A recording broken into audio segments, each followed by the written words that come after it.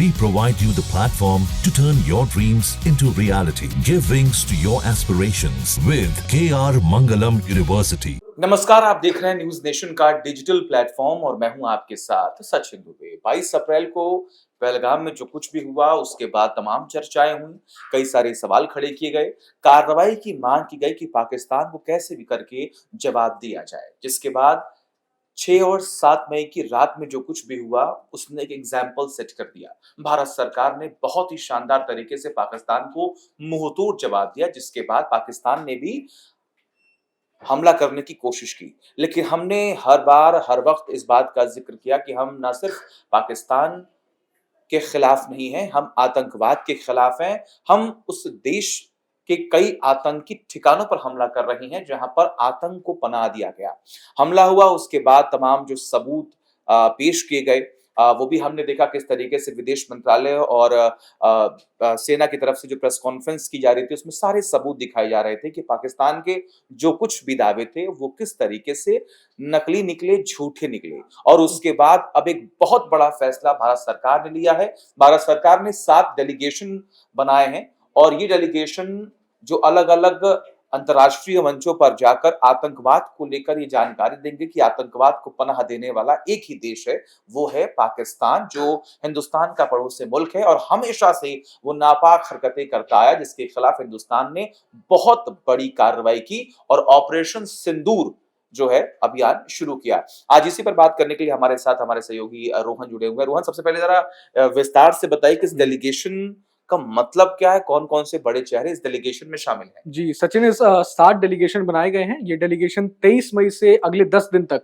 दुनिया के तमाम बड़े देशों में जाएगी ये डेलीगेशन, और खास करके यूएनएससी यानी यूनाइटेड नेशन सिक्योरिटी काउंसिल में जो देश शामिल हैं उन देशों में जाकर ये जो डेलीगेशंस में शामिल नेता जो हैं, जो लीडर्स होंगे, वो आतंकवाद के खिलाफ भारत सरकार का क्या रुख है, पाकिस्तान में ऑपरेशन सिंदूर को भारत की सेनाओं ने कैसे अंजाम दिया, कितने आतंकवादी ठिकानों को नष्ट किया, और ये भी बताएगी ये डेलीगेशंस कि पाकिस्तान किस तरह से आतंकवादियों को पनाह देता आया है, किस तरह से जब भारत ने आतंकियों का नाश किया, आतंकी ठिकाने नष्ट किए, तो मारे गए आतंकियों के जनाजे में पाकिस्तान की आर्मी खड़ी नजर आई, पाकिस्तान के तमाम बड़े हुक्मरान वहां खड़े नजर आए। तो ये भारत सरकार ने ये बड़ा कदम उठाया है। इसमें तमाम बड़े लीडर्स और सर्वदलीय सांसदों को शामिल किया गया। खासतौर पे आप देख लें, शशि थरूर जैसे दिग्गज नेता जिनकी वाक्पटुता का कोई सानी नहीं है, उनकी बात कर लें आप, ओवैसी जी की बात कर लें, असदुद्दीन ओवैसी जो एआईएमआईएम के प्रमुख हैं उनकी बात कर लें, कनिमोझी की बात कर लें जो डीएमके से सांसद हैं। इसके अलावा टीएमसी के सांसदों को इसमें शामिल किया गया है। आरजेडी सांसद, जेडीयू सांसद संजय झा शामिल हैं।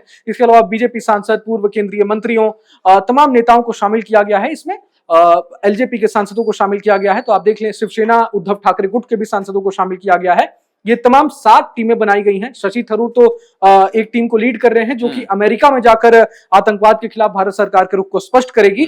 तो ये तमाम भारत सरकार ने कदम उठाया है। लेकिन सचिन, सबसे बड़ी बात ये है कि अब भारत सरकार ने जब ये कदम उठाया तो पाकिस्तान ने भी मोदी सरकार के इस कदम को कॉपी कर लिया है और पाकिस्तान के पीएम वजीर आजम शहबाज शरीफ जो है उन्होंने भी डेलीगेशन बनाया है, जिसकी जिम्मेदारी उन्होंने बिलावल भुट्टो, पूर्व केंद्रीय मंत्री जो है पाकिस्तान के, उनको ये जिम्मेदारी सौंपी है कि आप भी जाकर भारत के खिलाफ जो उनकी कथित कार्रवाई जो थी वो उसका बखान करें आप। मतलब अंतर्राष्ट्रीय मंच पर जाकर पाकिस्तान जो है आतंकवाद को जस्टिफाई करेगा। कुल मिला के ये बात कही जा रही है। वही बिलावल भुट्टो जिनको लेकर आपने कई बार सोशल मीडिया प्लेटफॉर्म पर सुना हो कि जिन्हें हिंदी बोलने को आता है, ना जिन्हें इंग्लिश बोलना आता है, वो अब अंतर्राष्ट्रीय मंच पर जाएंगे और पाकिस्तान की वाहवाही के बारे में बताएंगे। लेकिन सबसे बड़ी बात यहाँ पर, जैसा कि रोहन ने भी जिक्र किया, कि इस डेलीगेशन में कुछ ऐसे नाम है जिनकी चर्चाएं इस वक्त बहुत ज्यादा हो रही है। मनोज झा एक ऐसे प्रवक्ता जिनको लोग सुनना चाहते हैं, जमीन से जुड़े हुए नेता हैं। वही अगर हम बात करें शशि थरूर की, तो उनकी इंग्लिश स्पीचेस जितनी होती हैं वो कितनी वायरल होती हैं, उनको भी लेकर तमाम चर्चाएं। वो अमेरिका जाएंगे, वो अपनी बातें रखेंगे, तो उनको भी सुना जाएगा। इसके अलावा ओवैसी साहब को भी आप लगातार सुन रहे हैं, किस तरीके से वो भी बड़ी मुखरता से अपनी बात लगातार रखते आए हैं और उर्दू की जानकारी उन्हें बहुत है, इंग्लिश की जानकारी उनको बहुत है, उन्हें भी अलग अलग अंतर्राष्ट्रीय मंच पर जाना है। गुलाम नबी आजाद भी हाँ, हैं। गुलाम नबी आजाद, ऐसे तमाम वो बड़े चेहरे हैं जो अपनी फील्ड में बहुत ही अच्छा कर रहे हैं। और सबसे बड़ी बात है कि उनकी जो लोकप्रियता है वो भी हमने कई बार कई जगहों पर देखी है। वो जो कुछ भी बोलते हैं उसका असर लोगों पर पड़ता हुआ दिखाई देता है। तो ये बहुत अच्छा एक मौका है। और सबसे बड़ी बात रोहन, जिसका जिक्र अभी अलग अलग मंचों पर हो भी रहा है, कि एक बहुत ही अच्छा कदम जो है इस वक्त की सरकार ने ये बड़ा फैसला लिया कि अभी हमारे पास समय है, अभी हमने एक्शन लिया है, हमने पाकिस्तान को दिखाया और बताया कि आखिर उसका स्थान है वो कहां पर है। पाकिस्तान जो हमेशा डिनाई करता आया कि देखिए हम तो आतंकवाद को पनाह नहीं देते, हम आतंकवादियों को अपने यहाँ रखते भी नहीं, लेकिन ऐसे कई नाम हैं। अभी जो हमला हुआ इसमें कई आतंकी मारे गए और पाकिस्तान ने भी, कई ऐसे नेता है पाकिस्तान के, वहां के जो विदेश मंत्री है उन्होंने भी ये माना कि नहीं, हमने आतंकवाद को लेकर काम जो है वो किया, हमने पैसे जो है वो दिए हैं, फंडिंग जो है वहां पर होती है। अब इन सब से इतर आप खुद देखिए कि कितना अच्छा और कितनी अच्छी पहल भारत सरकार ने की है। आपको क्या लगता है इससे कितना बड़ा इम्पैक्ट पड़ने वाला है? क्योंकि हिंदुस्तान ने हमेशा ये क्लियर किया है कि हम आतंकवाद के खिलाफ हैं। और इस वक्त जब ये हमला हुआ, जब पाकिस्तान ने पहलगाम पर हमला किया, उसके बाद हमने जवाबी कार्रवाई की, तो कई ऐसे राष्ट्राध्यक्ष थे जिन्होंने खुलकर भारत का समर्थन किया। उन्होंने कहा कि हम भी आतंकवाद के खिलाफ हैं। बिल्कुल सचिन, आप देख लीजिए राजनाथ सिंह भारत के रक्षा मंत्री का बयान मैं आपको कोट बयान करना चाहूंगा।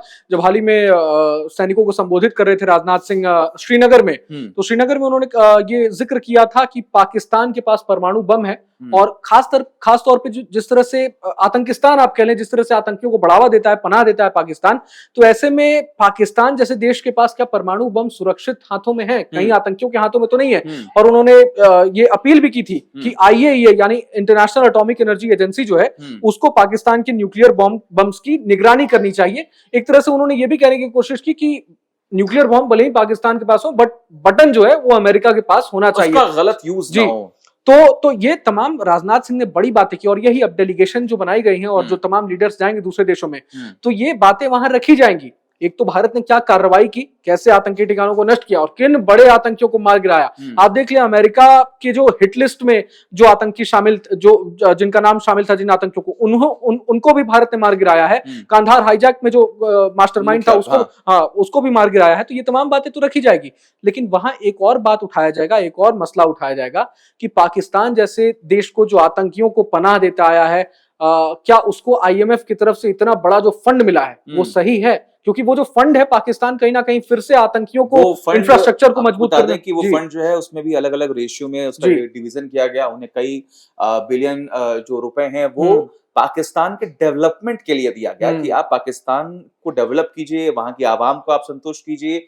लेकिन ये पूरा विश्व जानता है, हिंदुस्तान तो खास तौर पर अच्छे से जानता है, जिसके सबूत भी कई सारे लगातार हमने अंतर्राष्ट्रीय मंच पर सजा किए हैं कि पाकिस्तान उन तमाम पैसों का उपयोग आतंक को बढ़ाने में देगा, आतंकवादियों को पनाह देने में खर्चा करेगा। और इसीलिए एक डेलीगेशन की बहुत बड़ी आवश्यकता थी इस वक्त हमारे देश में कि वो अंतर्राष्ट्रीय मंच पर जाए और पाकिस्तान के हर एक नापाक हरकतों को अंतर्राष्ट्रीय मंच पर तमाम जो बड़े नेता हैं, तमाम जो राष्ट्रीय अध्यक्ष हैं, उनके सामने रखा जाए और ये बताया जाए कि पाकिस्तान जो इस वक्त कर रहा है वो न सिर्फ हिंदुस्तान के लिए, हम तो पड़ोसी मुल्क हैं इसलिए हम लगातार इन परेशानियों का सामना कर रहे हैं, लेकिन हमारे नेता, हमारे जवान जो डट कर लगातार काम कर रहे हैं, नेता इसलिए क्योंकि वो लगातार नियम बनाते हैं, उनके हाथों में कुछ फैसले होते हैं, लेकिन जो बॉर्डर पर हमारी सेना है, चाहे वो थल जल नभ की अगर हम बात करें, उन्होंने किस तरीके से हिंदुस्तान के लोगों का जो एक मसीहा के तौर पर उभर कर वो सामने है, हमें वो प्रोटेक्ट करते हैं, ये बहुत बड़ी बात है और डेलीगेशन की आवश्यकता इस वक्त थी। इसीलिए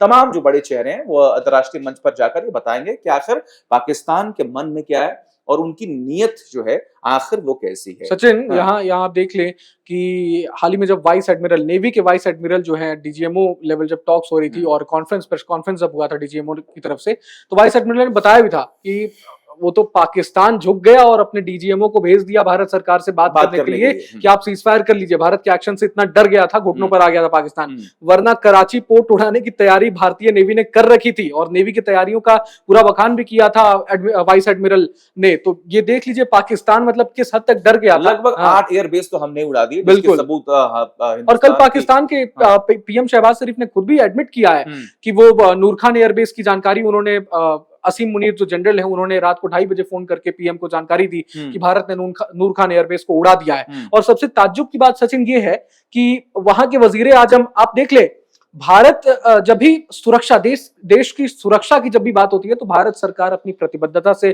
कभी पीछे नहीं हटती। लेकिन जब यहाँ बैठकों का लगातार दौर चल रहा था, यहाँ के पीएम, गृह मंत्री, रक्षा मंत्री, तमाम आर्मी चीफ्स लगातार बैठकें कर रहे हैं, मीटिंग्स कर रहे हैं, लेकिन पाकिस्तान के पीएम, आपको दोस्तों को बता देता हूं क्या कर रहे थे उस वक्त।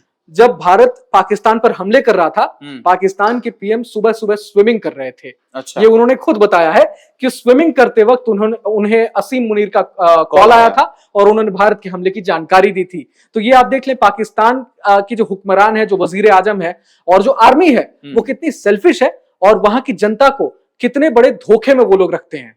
तो आप सबने सुना कि आखिर किस तरीके से इस डेलीगेशन की आवश्यकता हिंदुस्तान को थी और आतंकवाद को किस तरीके से पाकिस्तान लगातार आगे बढ़ा रहा है, फंड किस तरीके से आतंकवाद को दे रहा है। इसकी चर्चाएं अब विश्व भर में होंगी और अब इसकी अध्यक्षता कह लीजिए या फिर सबसे आगे बढ़कर हिंदुस्तान जो है वो पाकिस्तान की अब सारी पोल खोलने वाला है। आपको क्या लगता है, डेलीगेशन आखिर कितना काम करने वाला है? क्या इसकी जरूरत थी? अगर है तो आखिर कितना काम आने वाले वक्त में हिंदुस्तान को लेकर आगे करेगा और पाकिस्तान जो लगातार आतंक को पनाह देता है उसको कितना नुकसान पहुंचेगा? कमेंट करके बताएं और तमाम बड़ी खबरों के लिए देखते रहिए न्यूज़ नेशन डिजिटल।